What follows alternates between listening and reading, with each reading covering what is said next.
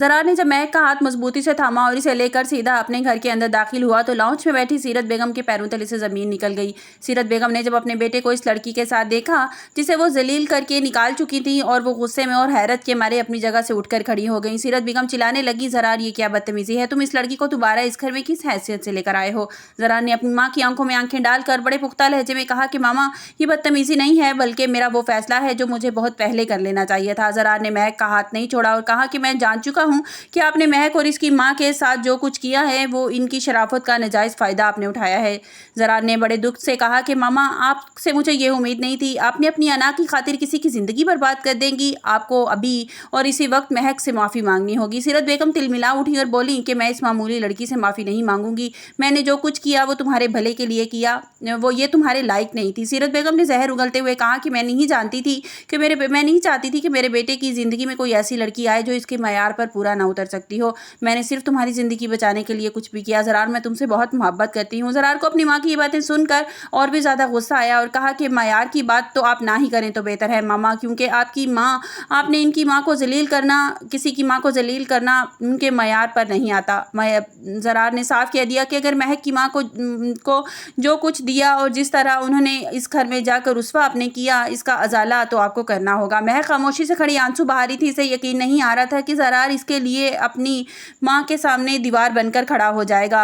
ज़रार ने महक की तरफ देखा और फिर अपनी माँ से मुखातिब होकर अपना आखिरी फैसला सुना दिया। मामा अगर मैं शादी करूँगा तो सिर्फ महक से करूँगा। इसने दो टोक अल्फाज में कह दिया कि अगर ये रिश्ता मंजूर है तो ठीक है, वरना मैं महक को लेकर अभी इस घर से चला जाऊँगा और कभी वापस नहीं आऊँगा। सीरत बेगम को अंदाज़ा हो गया था कि ज़रार अब इसकी हाथ से बिल्कुल निकल चुका है। वो जिद पर अड़ा हुआ है कि वो खामोश होकर सोफे पर ढेर हो गई। वीडियो में आगे बढ़ने से पहले अगर आप मेरे चैनल पर नए हैं तो लाइक और सब्सक्राइब कर दें।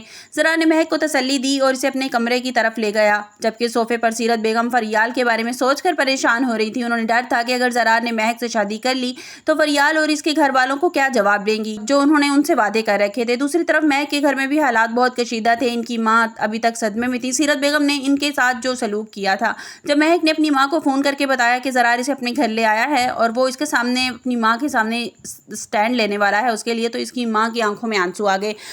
मगर महक की माँ ने इन्हें समझाया कि बेटी, रिश्तों में ज़बरदस्ती और माफ़ी से नहीं मिलते, तुम्हें वहाँ से वापस आ जाना चाहिए। मगर ज़रार ने अपनी सास से बात की और उन्हें यकीन दिलाया कि महक को इस घर में वही इज्जत मिलेगी जिसकी वो हकदार है। उधर जीनिया को जब पता चला कि ज़रार महक को घर ले आया है तो वो आग भगोला हो गई और अपनी माँ के साथ मिलकर कोई नई साजिश तैयार करने लगी। जीनिया ने शहराम के कान भरना शुरू कर दिए कि देखें, ज़रार भाई ने एक बार फिर इस लड़की को घर लाकर ख़ानदान की नाक कटवा कर रख दी है। मगर शहराम अब जीनिया की बातों में आने वाला नहीं था। अब उसे एहसास हो गया था कि घर में सच बोलने वाले को हमेशा दबा दिया जाता है। शहराम ने ज़रार का साथ देने का फैसला किया और अपनी माँ से कहा कि मामा, ज़रार ठीक कह रहा है, हमें महक के साथ होने वाली ज़्यादती का इतराफ़ करना चाहिए। ज़रार महक के साथ निकाह की तैयारियां शुरू कर चुका है। वो चाहता है कि किसी भी नई रुकावट के आने से पहले वो महक को अपना ले। सीरत बेगम अब बज़ाहिर तो खामोश हो गई हैं, मगर इनके दिमाग में अब भी वही इंतकाम की आग जल रही है और वो कैसे महक को घर से निकालें।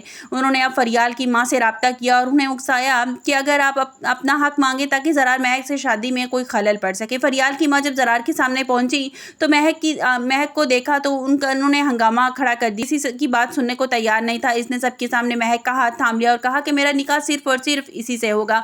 कहानी ऐसी निष्फल है जहाँ सच्ची मोहब्बत का मुकाबला लालच और झूठी अना से हो रहा है और जीत हमेशा सच्चाई की होगी। आपको क्या लगता है कि ज़रार को अपनी माँ को महक से माफ़ी मंगवाने में कामयाब हो सकेगा? कमेंट्स बॉक्स में अपनी कीमती राय का इजहार ज़रूर कीजिएगा। मेरे ख्याल में तो जो है सीरत बेगम है वो अपने बेटे के सामने अच्छी बनने के लिए वो ज़रूर माफ़ी मांग लेंगी महक से और झूठा ड्रामा रचाएंगी कि एक बार तो अपने बेटे के सामने माफ़ी मांग लो, फिर देखते हैं कि उसके बाद क्या होता है।